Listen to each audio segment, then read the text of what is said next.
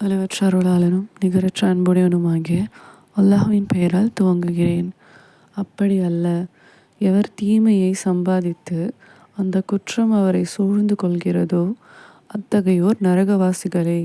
அவர்கள் அந்நரகத்தில் என்றென்றும் இருப்பார்கள். எவர் நம்பிக்கை கொண்டு நற்கருமங்களை செய்கிறார்களோ அவர்கள் ஸ்வர்க்கவாசிகள். அவர்கள் அங்கு என்றென்றும் இருப்பார்கள்.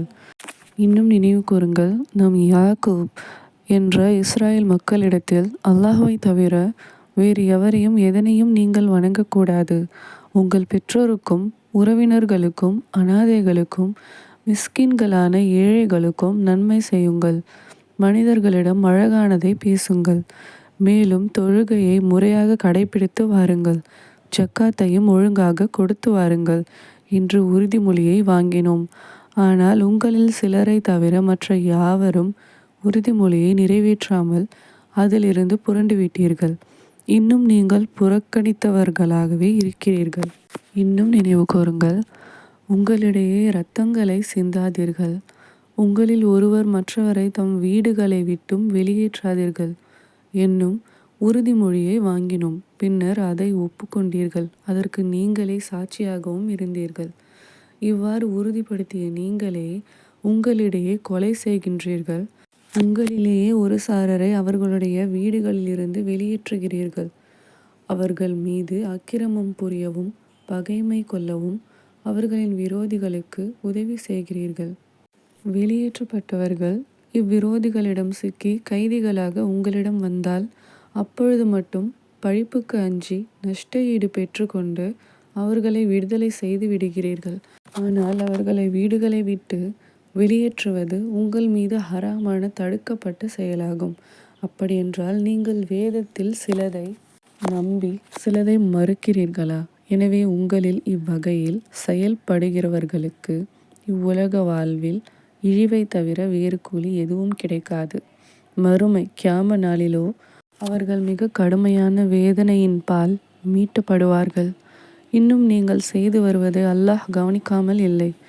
மறுமையின் நிலையான வாழ்க்கைக்கு பகரமாக அற்பமான இவ்வுலக வாழ்க்கையை விலைக்கு வாங்கி கொண்டவர்கள் இவர்கள்தாம். ஆகவே இவர்களுக்கு ஒரு சிறிதளவும் வேதனை லேசாக்கப்பட மாட்டாது. இவர்கள் உதவியும் செய்யப்பட மாட்டார்கள். மேலும் நாம் மூசாவுக்கு நிச்சயமாக வேதத்தை கொடுத்தோம். அவர்களுக்கு பின் தொடர்ச்சியாக இறைத்தூதர்களை நாம் அனுப்பினோம்.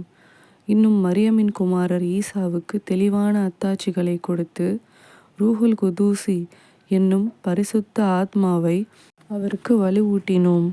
உங்கள் மனம் விரும்பாததை நம் தூதர் உங்களிடம் கொண்டு வரும்போதெல்லாம் நீங்கள் கர்வம் கொண்டு புறக்கணித்து வந்தீர்கள் அல்லவா? சிலரை நீங்கள் பொய்ப்பித்தீர்கள், சிலரை நீங்கள் கொன்றீர்கள். இன்னும் அவர்கள் யூதர்கள் எங்களுடைய இதயங்கள் திரையிடப்பட்டுள்ளன என்று கூறுகிறார்கள். ஆனால் அவர்களுடைய குஃப்ர் எனும் நிராகரிப்பின் காரணத்தால் அல்லாஹ் அவர்களை சபித்து விட்டான். ஆகவே அவர்கள் சொற்பமாகவே ஈமான் கொள்வார்கள். அவர்களிடம் இருக்கக்கூடிய வேதத்தை மெய்ப்படுத்தக்கூடிய இந்த குரான் என்ற வேதம் அவர்களிடம் வந்தது.